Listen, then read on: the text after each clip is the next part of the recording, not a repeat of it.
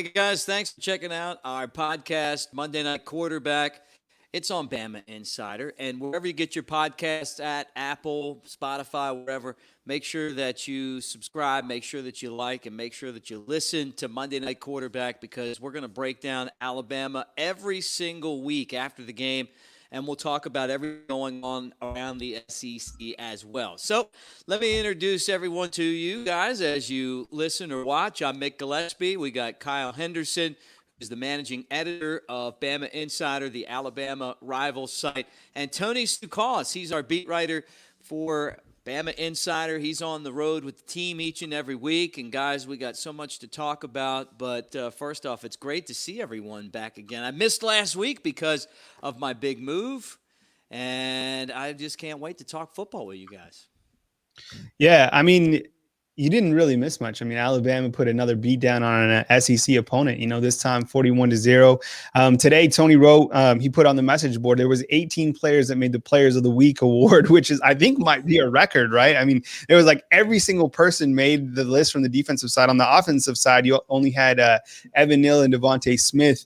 Devontae Smith, rightfully so, catching for 10 reception or 11 for like 200 yards. I mean, it's ridiculous, the production that he's putting up. And I know it's called Monday Night Quarterback, but I mean, the overall production that we've seen from Devontae Smith has just been incredible, since he's arrived, pretty much. Yeah, and he's tore apart the state of Mississippi. I mean, look, he's had two basically record games against Ole Miss, and then now he, tears apart Mississippi State. He also had that game-winning catch against Mississippi State way back. I mean, I'm sure the whole state of Mississippi is just glad to be done with Devontae Smith. So he's having a great season. I mean, I've even seen his name thrown around in the Heisman talk. I don't see it because he's a receiver, but he's definitely, worth some praise. He'll be in that Biletnikoff list at the end of the season. Hey, guys, if you're watching right now on YouTube, hey, make sure you give us the thumbs up, subscribe as we talk to you about Alabama football. Look, it was 41-0. I mean, you guys have jumped right into everything that, kind of transpired. The defense, the offense, the special teams. It was a dominant performance. And we're kind of here on Monday, and we're talking about Heisman because it really does feel like Alabama has at least two of the top five guys when you talk about Mac Jones and Najee Harris. Now you talk about Smitty kind of getting in that picture.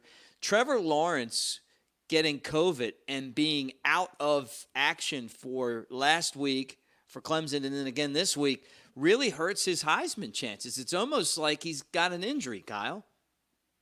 Yeah, I mean, when we looked at Mac Jones versus Trevor Lawrence before, everybody would kind of point to the fact that Trevor Lawrence had played lesser competition. And now you look at the fact that he's played less games. Well, now they play the same games, but he won't play against Notre Dame. So if, they continue out, I believe that Alabama will have more games.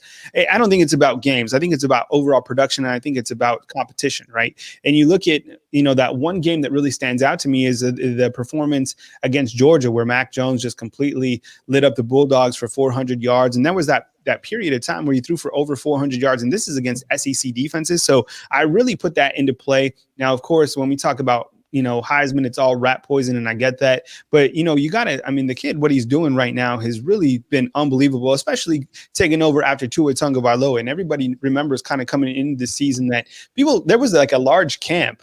Actually, Tony and I weren't a part of this camp, but felt that that Mac Jones shouldn't even start over the freshman Bryce Young, which, I love the kid Bryce Young, right? He's going to get there.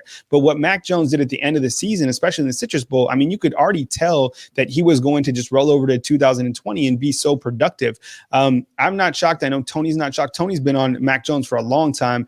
And now to see him playing at this high of a level, I didn't expect this, but what he's doing is pretty remarkable. Yeah, before you speak, Tony, I got to tell you, I was one of those guys. Look, I'm not going to sit here and try to back down from it. I'm absolutely shocked and impressed, overly impressed by Mac Jones. And it wasn't anything personal. I just didn't think that he would be able to step up and play football at this level. I really didn't. He looked scared against Tennessee last year. I thought his Auburn game was up and down, but obviously when you lose to Auburn, as Alabama Nation will tell you, that's a big loss. Um, and the guys come back bigger, quicker, smarter, stronger. He leads his team. He's having one of the best seasons of all times. I mean, really, when you look at it, and look, I think he is the favorite to win the Heisman right now. And the thing about me, and I'm sure there's a ton of other Alabama fans that were kind of in that same camp. I'm glad that I was wrong. Because you start to look at it and you're like, man, is this guy, with all of his off the field issues that he had, or at least one big off the field issue, he had a DUI, that was a big deal. And then, it's kind of like, is this guy mature enough to be the quarterback at Alabama? Is he the guy that can really go out there and take this program by the horns? Does he have the talent? And the answer to that is yes. And we know all of us make mistakes, brush that aside and say, hey, man, it's a learning experience for him. But just watching the improvement that he's made since last year, and I still think Tua is the best quarterback Alabama's had. But I'll tell you what, this guy's in that same conversation now. And I like one thing that he does that I like better than anything that Tua did is that he just has this maturity where he's like, you know what? I'm going to throw the ball away and not try to make an extra yard here and get hurt. Like he stays clean. When he got sacked against Georgia, which was the hardest hit he took all year, it was because the receiver ran the wrong route. He's looking to throw the football, and the guy's not where he's supposed to be, Mac's smart, and I'm telling you, man, I've become, and I know, Tony, you've been on the wagon for a long time, but I'm a Mac super fan. I'm just tell you right now. And I love Tua too. So this guy's been absolutely impressive. Well, one of the differences between the two guys is Mac can certainly take a hit, man. If that guy gets hit, he gets right back up.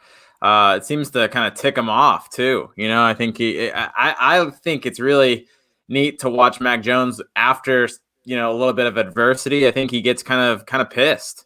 And I think you see him start off slow and then he gets to these like rhythms, and that's really cool to see. As for the Heisman, going back to Lawrence, you look at that.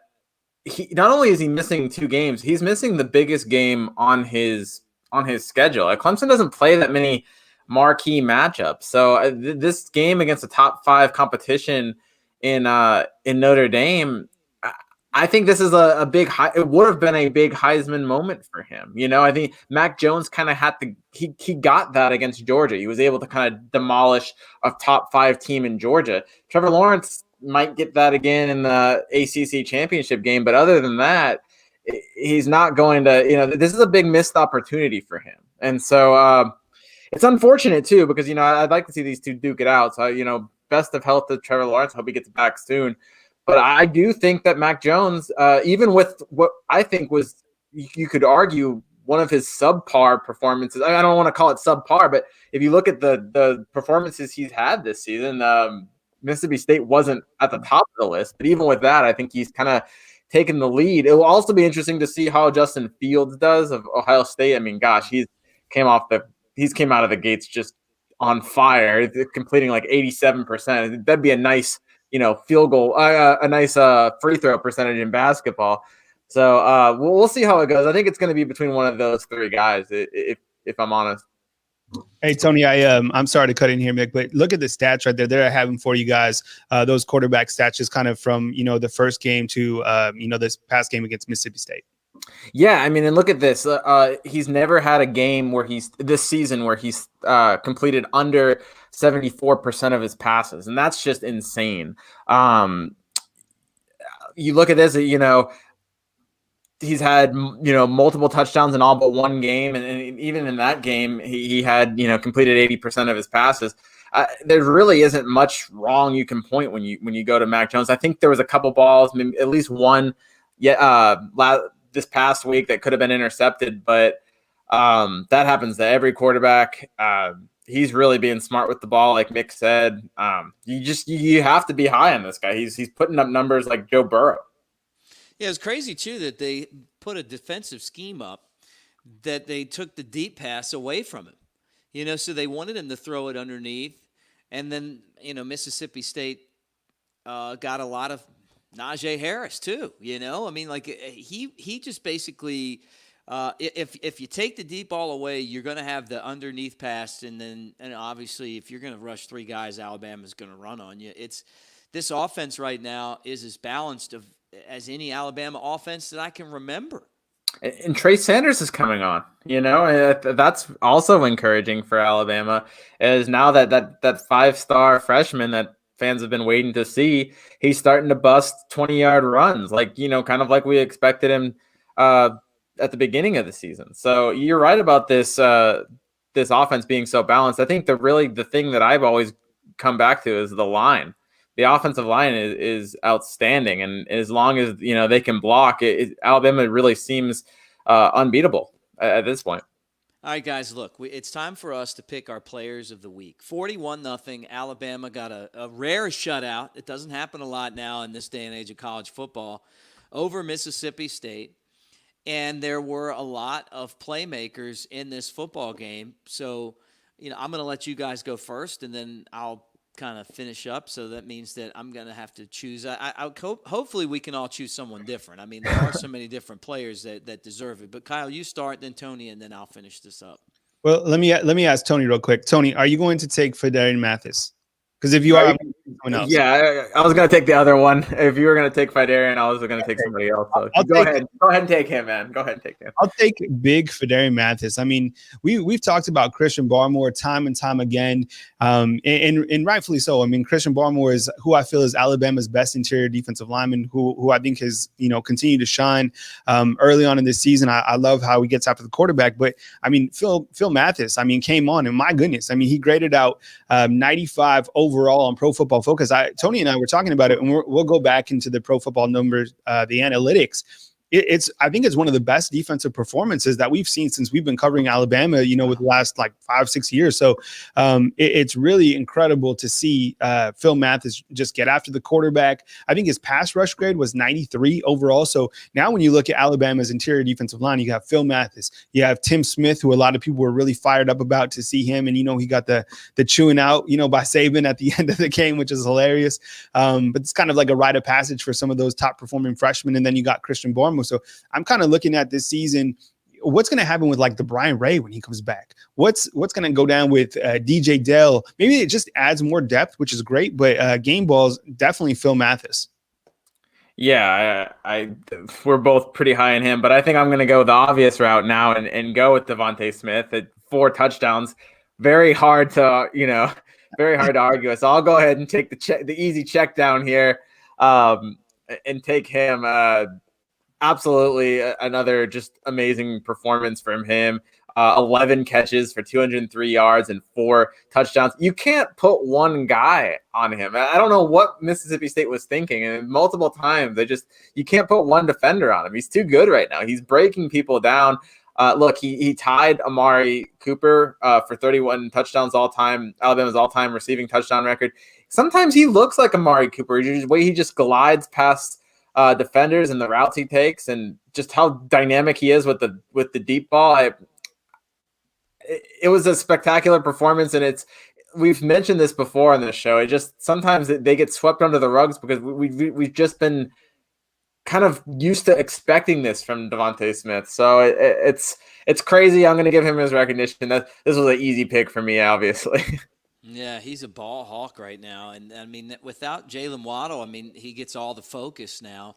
And I feel like of the 4 receivers that Alabama had last season, somehow he was always kind of the 4th guy, And then now he's the only guy, that's left. 2 in the NFL and then Waddle injured. And he just keeps on making big plays. So that's who I was going to pick. But I'm going to take Najee Harris because – the campaign really is a campaign. I mean, this guy is running so hard, and you can tell that he's so motivated to try to get to the next level, and his draft status is doing nothing but going up. I guess, he's a late first-round pick now from, what I've been told by a couple of people, and that's great. I mean, running back is a hard position in the NFL to get drafted, high on and, first round, and all he's going to do is get better. He'll also just wear you out, He's along the same lines to me as Mark Ingram and Derrick Henry and Trent Richardson, and this line of great running backs that Alabama's had. So good, and another great week. And he holds on to the football. I think that's the other part of it too. Like, it doesn't matter how hard this guy gets hit, he does not fumble. And this whole Alabama offense, they could be great, right? And if they turn the football over, it's not the same team. But these guys protect the ball so well, and I think he's a big part of it. So there you go. But you could have picked like 15 different players as far as player of the Well, week. Alabama picked 18, so Yeah, I mean, right. Like, and it's easy to do. Special teams is getting better. You get a shutout on defense. So there's just so much there, as we kind of look at things right now for Alabama. And guys, I want to ask you again, subscribe. If you like the show, hit the thumbs up button. And if you're listening on the podcast, whether it be Apple, Spotify, or wherever you get your podcast, Monday Night Quarterback, Bama Insider. If you go there, just tap on. We got this and a bunch of other podcasts as well for you to check out. All right. So we've given out our game balls, our player of the week, and now it's time to unless you guys want to add anything else about this week's games. Anything else? I mean, someone just asked, we had a comment come in. Can you explain about the defense? And just like, and I'll talk about the defense just real quick. But I want to emphasize one thing. You got to hit the thumbs up button. You got to like and subscribe. I mean, this is our business. This is what we do. So we appreciate you being here. But it's so important that you guys subscribe and also hit the thumbs up button. So definitely please do that. And we appreciate you guys being here. I think when you look at the defense, Devontae Smith said it best. Devontae Smith said after the game, and I'll try to find that soundbite, while I have it. I mean, I think, a lot of this defense had a chip on their shoulder because the offense is doing so well. And it's kind of like the weak link was the defense, and everybody's pointing to the defense. And I know one game isn't enough for Alabama fans because the overall aspect of Alabama's football team is perfection. So, but I think, from listening to Devontae Smith after the game, he said that, the defense wanted to prove the media wrong, prove the fans wrong, that this defense was a weak link. What do you think about that, Tony? Do you think that that's kind of the reason why Alabama's defense, kind of stepped up in that game? I mean, they could certainly allow a ton of points against LSU or whoever, but do you think they're playing inspired just because people are talking negatively about Alabama's defense? Yeah, I think it's a little bit of that. I think it's a little bit, let's pump the brakes. Like it was a great performance, right? But let's also look at this Mississippi State team. They were held to 2 points by Kentucky. So it's weird. I don't think this offense is working for Mike Leach at the moment, and Alabama handled it really well. Now I think that when you look at the way Alabama, I don't want to take anything away from Alabama. They handled this offense about as well as you could, but there's only so much you can take about this moving forward. When you look at it, there's never going to be a team that's going to sell out so much towards the pass.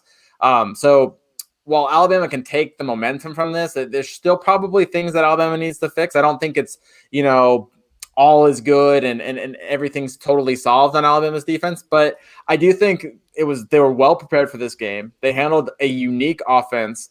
And I think that they were a little bit mad. And it's not just this game either. They looked a lot better against Tennessee.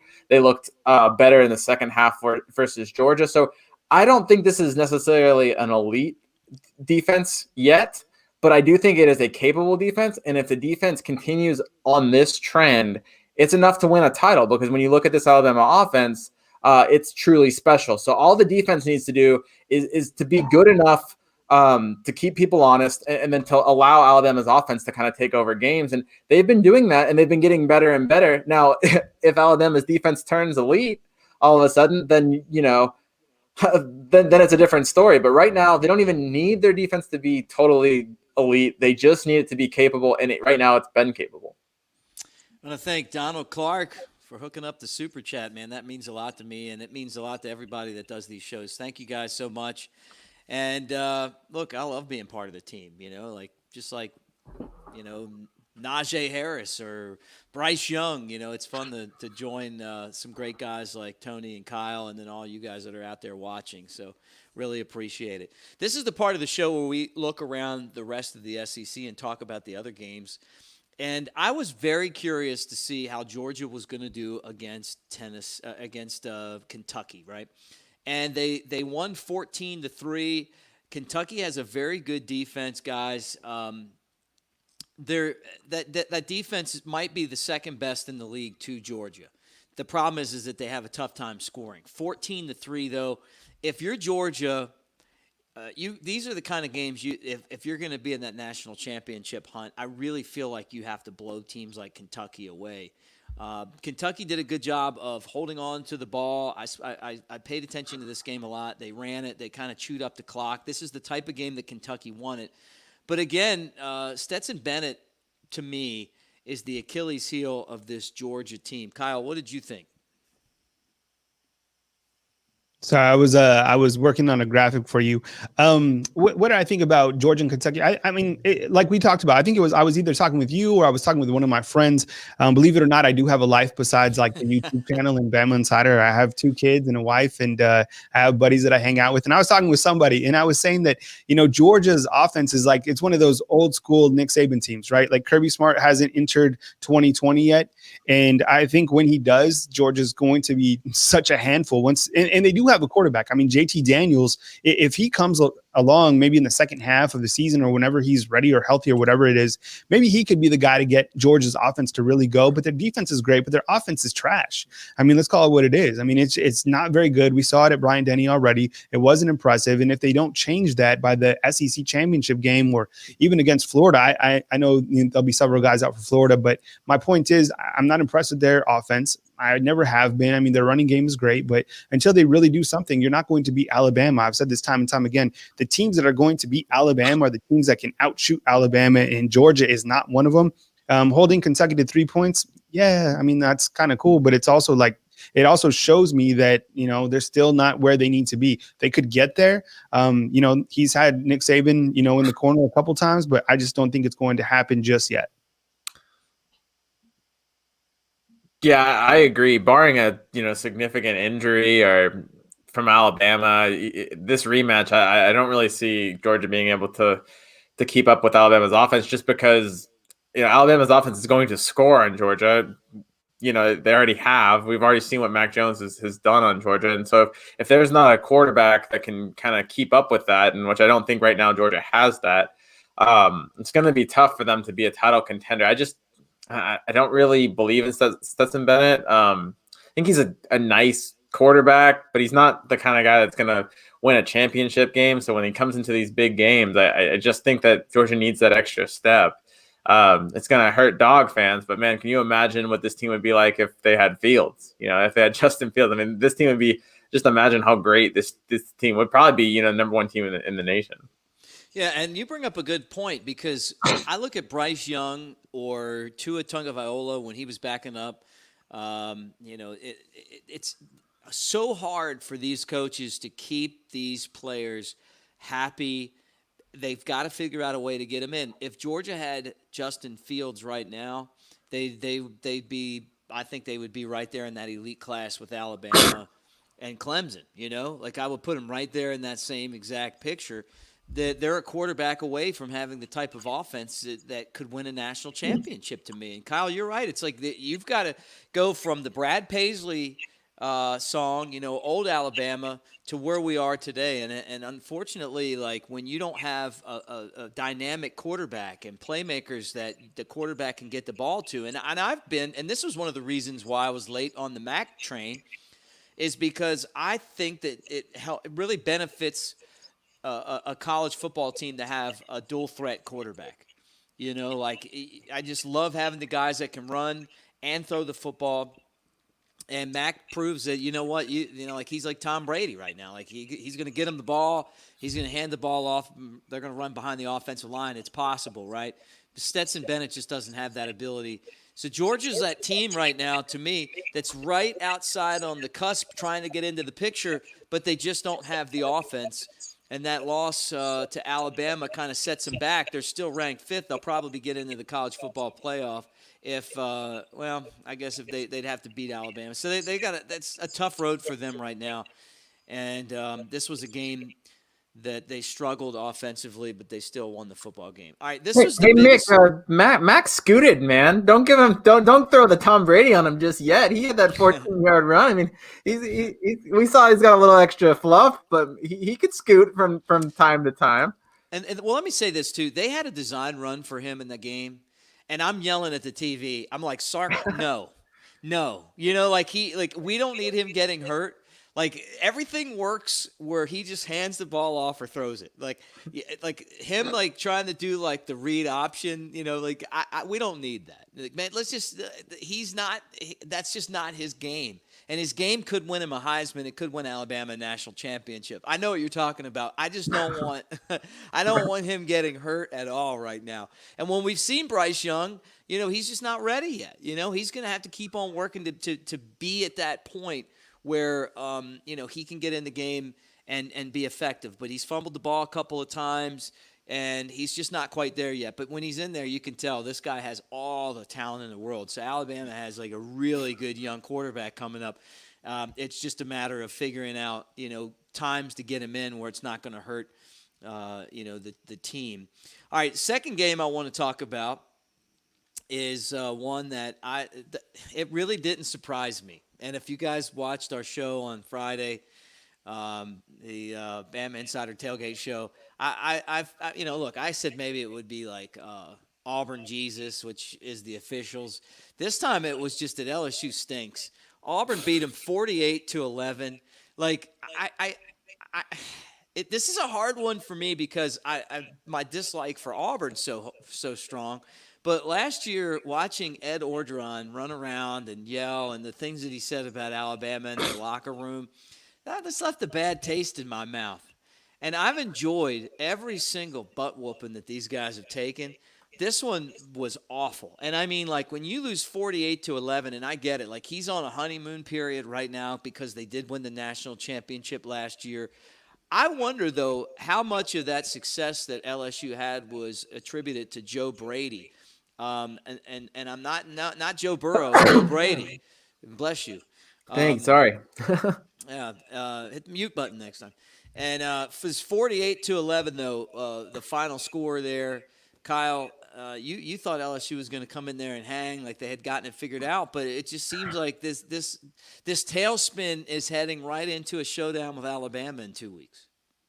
Yeah, I mean, it was a sad performance. I think, LSU going and, getting smashed by Auburn. I think, in the series history between those two teams, it was, the biggest beatdown that Auburn has ever given LSU. And this is the thing that I always, talk about is that Alabama, if they were to win the national championship, and I'm getting a weird echo in my ear. I don't know if someone's listening to the show on the background or whatever, but just pointing that out.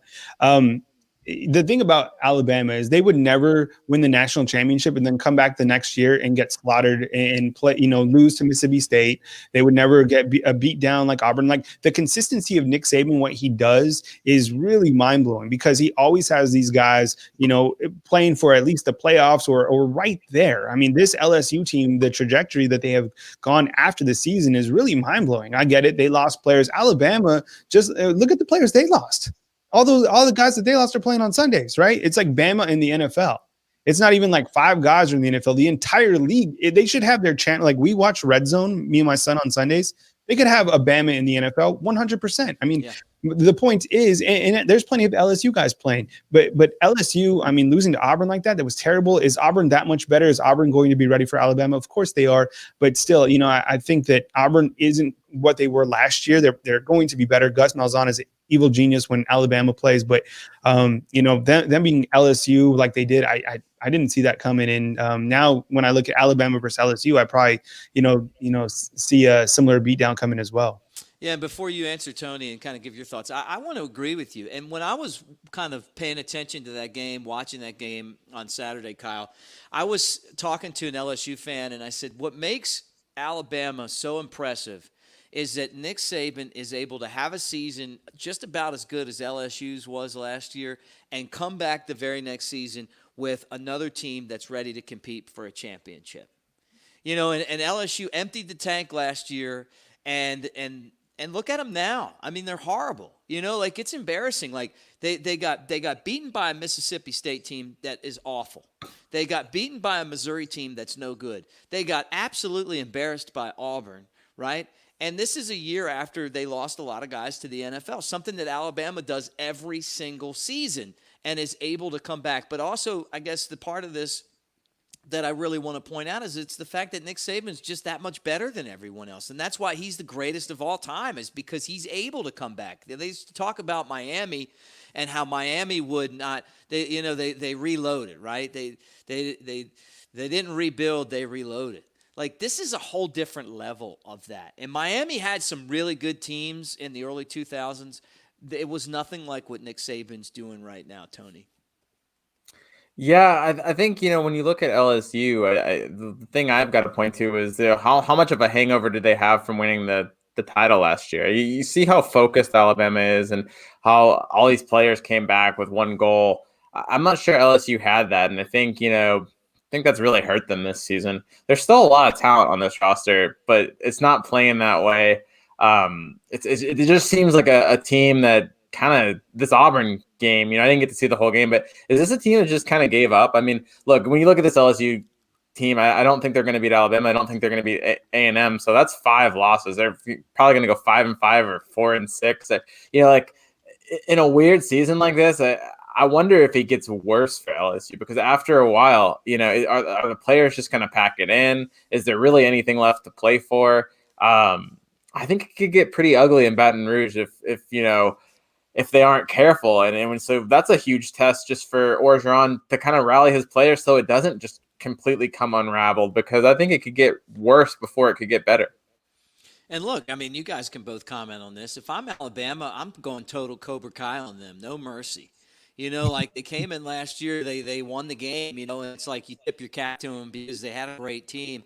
But then that whole post-game locker room thing, and I saw that people were commenting that on the message board. I agree, man. It's offensive. It's like you're going to remember what he was talking about? We're going to recruit better than Alabama. We're going to do this better than Alabama. We're going to do that about Alabama. This Alabama, like, okay, you know what? Now when you do that to Nick Saban, there comes that point where it's like, hey, do you think Nick Saban really cares that you lost 41-11 to Auburn, or 48-11 to Auburn? I mean, I could see this one being as ugly of a win that I really could. And all the things that have happened between LSU and Alabama over the years, Alabama, when Ole Miss beat them twice and Alabama kind of got the back in the driver's seat of that series, absolutely embarrassed them. If Alabama has a chance to do it to LSU in 2 weeks on Saturday, maybe I'm wrong. I just think they're going to put their foot on the accelerator and not let off. Yeah, I agree with you. I mean, Donald said sweep the leg. I think that you're right about that, Donald. I think when you look at this game too, I mean, and someone said it on the comment box, and we appreciate it. Hey, we got 426 people watching right now. We should get 420 thumbs up. Definitely, hit the thumbs up button and support our channel. Thank you very much for being here. We put a lot into this channel, so we really appreciate the thumbs up. Be sure and subscribe, hit the bell so you're notified every single time that we drop a video or have a live show like we're doing tonight. We're talking Mac Jones. This is Mick's show. It's Monday night in the quarterback. My name is Kyle Henderson. On the bottom, we got Tony Sukalis, our team writer. So, definitely appreciate you guys supporting us. I think when you look at this Alabama and LSU game, someone's like, "Why are you talking LSU?" We're talking around the SEC and Alabama, taking on LSU here, not this coming weekend, but the weekend following. I think, and someone said it on the message board as well.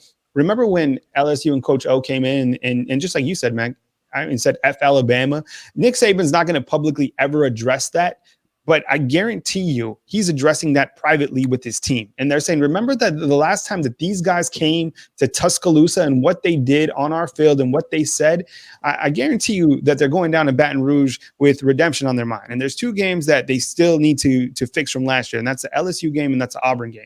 Redemption is on their mind, and we'll talk about this later on this week. There's many pitfalls, and there could be some rat poison as you look to the rest of the schedule. Nick Saban is totally dialing into that, and they got unfinished business left on the schedule. Yeah, no doubt about it. All right, guys. Ole Miss, this is one, we'll hit a couple comments on it. Ole Miss 54, Vanderbilt 11. You know, it's a win for Ole Miss, right? And Vandy might not win a game this year. Okay. Yeah. Basically, I mean, crickets. I mean, Lane Kiffin. I mean, what he's done, you know, in his first season, I think has been impressive. I mean, they're certainly putting up points. I mean, did you guys? Let me ask you this: did you guys see the? Like nobody cares. Did Right? you see? But no. Let me ask you this because I just seen it last night. Dan Mullen as Darth Vader during the press conference. Well, I know I'm going to get to that. Don't Okay, sorry, I didn't want to. Let me take them one game at a time here. I'm just trying to get there. Yeah, I don't really have much to add for this game. It is just a win for Ole Miss. This Vanderbilt team's not great. Didn't really prove us anything. Ole Miss has got a great offense. It can beat lesser teams. I was kind of disappointed that, you know, Ole Miss wasn't able to do more against the better teams, wasn't able to pull off one of those wins. I think everyone was expecting them to beat Vanderbilt. They kind of got, you know, say what you will about the officiating, they kind of got, you know, screwed over by the refs a little bit against Auburn. So it was a big rebound game, I guess, for them. And it's good for Lane Kiffin to get a win and get that kind of situation moving in the right direction. But there's not a ton you can take off of this one, right? Yeah, that's one, like that's a throwaway game. But one that wasn't a throwaway game is a team that is quietly sneaking back into the national championship picture. Number 8 now, Texas A&M, 42-31 over Arkansas. Look, man, this Arkansas team is much improved, and maybe this is like going to be one next year where you look at them and say, hey, these guys are ready to contend. But Jimbo Fisher's team has the schedule kind of line up for them. They could get into the national championship picture without having to play in the SEC title game against. Obviously, they couldn't do it against Alabama, so they could kind of be that team that comes in. The Big Ten's got problems because of COVID. They didn't give themselves any time to make up games if they have them canceled, right? And I'm looking at Texas A&M, and that 42-31 win over Arkansas is a pretty good victory, Kyle. No, I don't. I'm not impressed with Texas A&M. I'm not buying it. I'm not buying Jimbo Fisher. I disagree with everything that you said about them.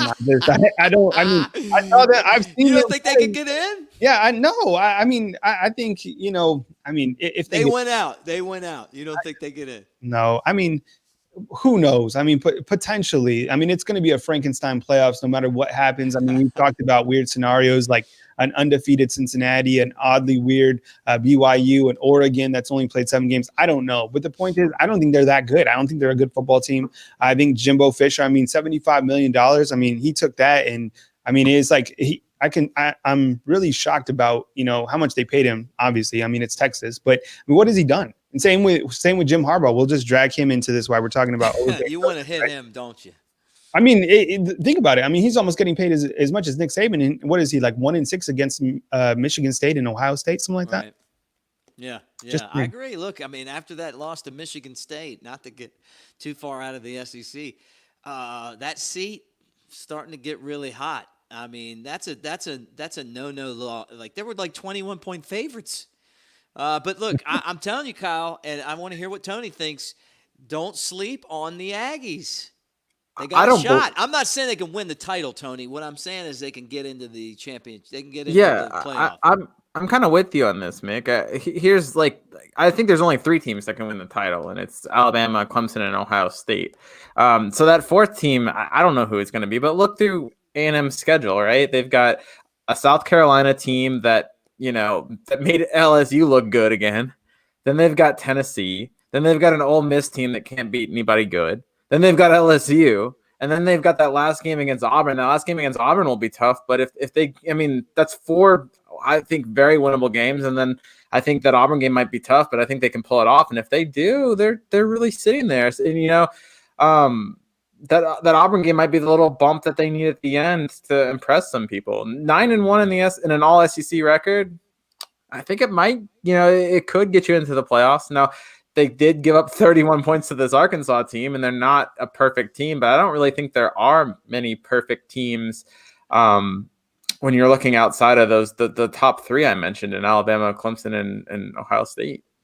Thanks for watching Monday Night Quarterback. Kyle Henderson, Tony Sukalis. I'm Mick Gillespie. Make sure you hit the thumbs up or the like button, the subscribe if you're watching on YouTube. And then if this is your download the podcast. If you're listening to us right now, we appreciate that as well. Apple Podcast or wherever you get it. Bama Insider. We got Monday Night Quarterback every Monday around 6 o'clock, and then much other programming. All right, look, the team, and I left this one for last in the SEC, and there's a couple other things I want to get into before we wrap it up. Normally, we call it quits right after we review the SEC, but I got to talk some Tua before we get out of here. All right, Florida is number 10 in the country. There's so many different things that happen. Kyle, you were talking about a little bit before. Dan Mullen's team was a 41-17 winner over Missouri. We almost had a brawl on the field. I think the Gators are a better football team than Georgia. We're going to find out really soon. This could be the team that Alabama plays in the SEC title game if they get there.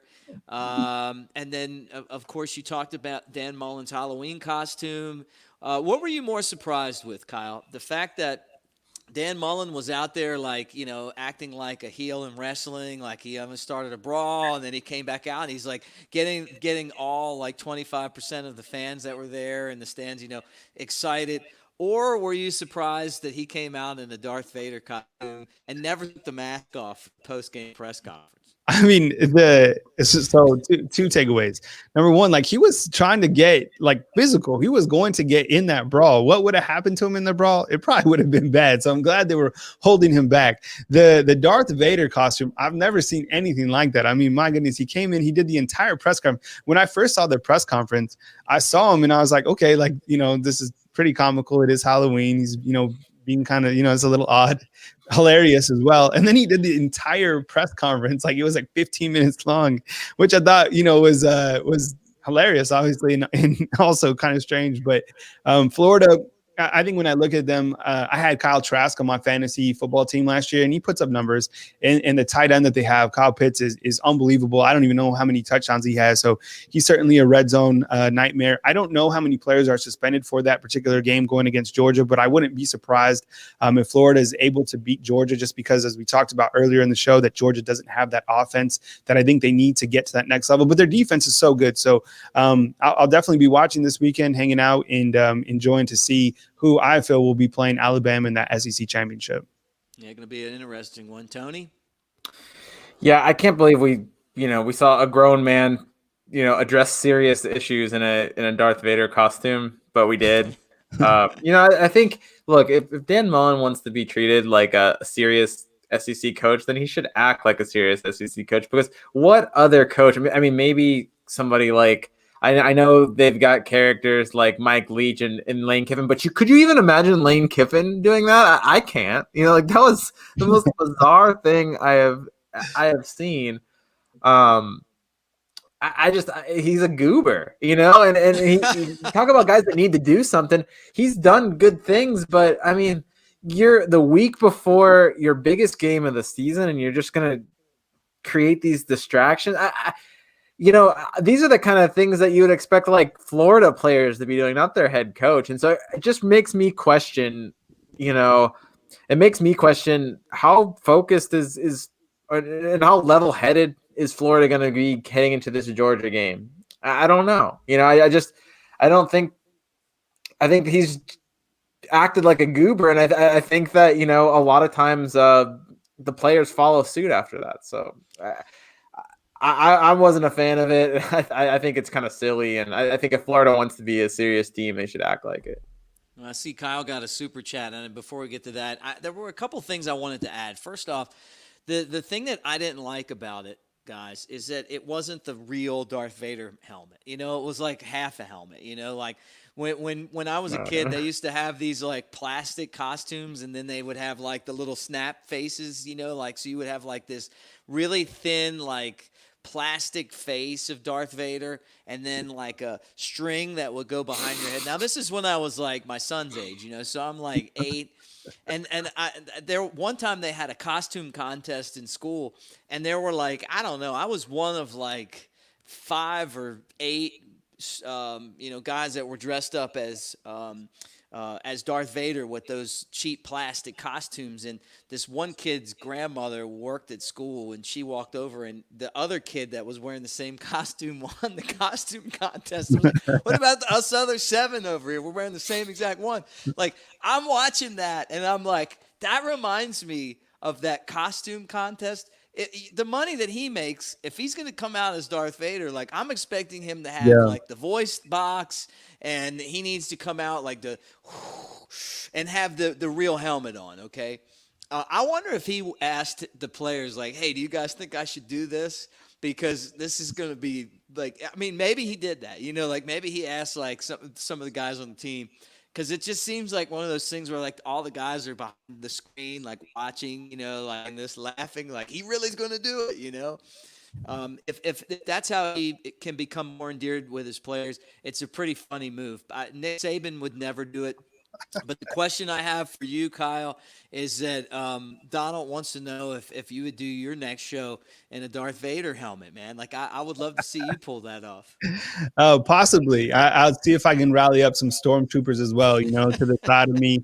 And maybe I'll do a green screen, and you can, have somehow like Obi-Wan Kenobi, and we could have the whole crew. I mean, Yoda. I mean, Baby Yoda would be awesome. I mean, the Star Wars crew, and of course R2-D2. So we'll see, Donald. But thank you so much for the super chat. Yeah, Donald, man, really killing it tonight. And for those of you that are watching right now on the Bama Insider YouTube channel, subscribe, give us the thumbs up, man. We really appreciate all you guys kind of being part of our show. And, a lot of work goes into this. And for those of you that are listening right now to the podcast, you downloaded the podcast, we really appreciate it, whether it be Apple or somewhere else. Bama Insider, this is Monday Night Quarterback. All right, look, guys, I'm going to throw this next thing in here, right? And I don't normally talk about the NFL on Monday Night Quarterback, but Tua got his first start, and we're going to pay close attention to Tua. Not only, what a weekend for the Tua family, the Tagovailoas, right? First, Maryland on Friday night with Talia. He goes in there and rallies the troops and gets a win over a pretty good Minnesota program now. And then here's Tua with his first start. He didn't do too much, but they didn't ask him to do too much. They gave him the start. They beat a really good Rams team, right? Only the third loss for the Rams all year, 5-3. Miami was definitely an underdog going into this game, and Tua did his thing. He got his first touchdown pass. He looks really good in that uniform right there. And I mean, as a lifelong Ravens fan, I'm kind of got to tell you guys, man, I'm starting to want to watch those Dolphins now. They're pulling me in. What do you think, Tony? It was nice to see him get that touchdown pass. I mean, obviously the stats aren't what we're used to seeing from Tua, but hey, the wins are what we're used to seeing, and I think that doing that against a really good defense in the Rams, I think says a lot. I think we're gonna see a lot from Tua moving forward. I think it's only gonna get better. It's good to start on a win though. I mean, let's not kill the guy. He said he had 93 yards. Look, he's only going to get better as he goes. I mean, isn't it crazy to see him back out there after the Mississippi State game? Like, how ironic is it that the Mississippi State game that he got injured in last year, Alabama plays them, and then the same weekend, here he is in the NFL, and he's getting a start, and he's getting his first win.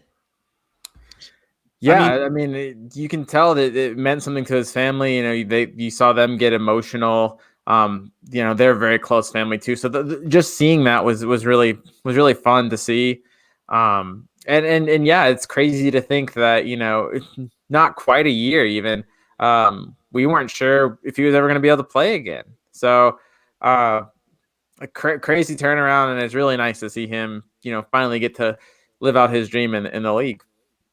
Yeah, just like Jay was saying, I mean, Tua gets in and everybody's out there. Everyone's like screen recording their phone, their TV with the phone. And then he got absolutely lit, and he just gets completely crushed as a fumble the first time he comes out. But he came back and he led the team down. He threw a touchdown pass. I thought he looked like a little anxious at times, but he also has like this Tua magic about him to where the Dolphins played unbelievable. It was like things that the defense has never done before. They're just like returning fumbles for touchdowns and just a lot of opportunistic football, just because like Tua has that effect on teams. So I was really excited to see Tua out there with the Dolphins.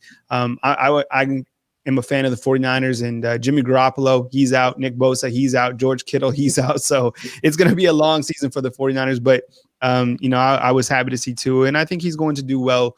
And, going against the Rams, I mean, that's tough. But the Dolphins beating the Rams, I mean, that was definitely surprising to me. All right, guys, that about does it for Monday Night Quarterback. Final thoughts, Kyle?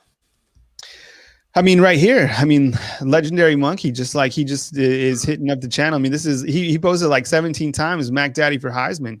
I mean, how can I disagree? I mean, what Mac Jones has done up to this point has been completely stellar. He's playing at a very high level. I think the way he has orchestrated this offense through the first, 6 games has been phenomenal. He's got a ton of firepower around him.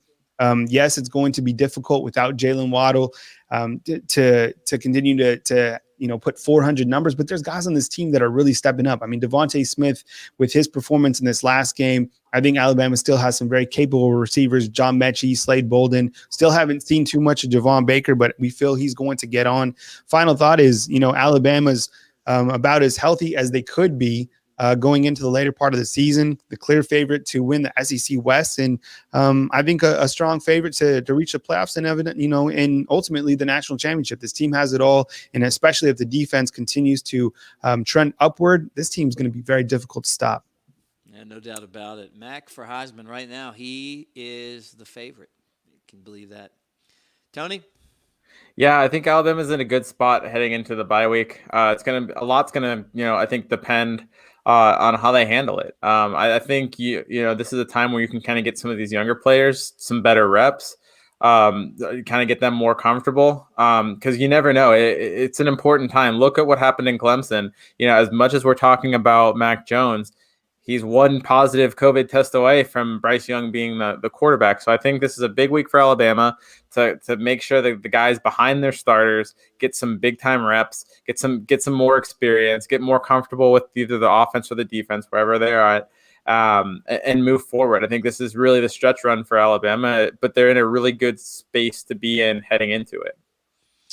Well, guys, that does it for Monday Night Quarterback. Don't forget to continue to check out BamaInsider.com for all the latest recruiting information. Andrew Bone will be on tomorrow night, right, Kyle? No, actually, because of the off week. What's the schedule this week, Kyle? I guess I should ask you that. All right, so tomorrow, go out and do your civic duty and go vote. So we're giving everybody off tomorrow, including the staff at Bama Insider.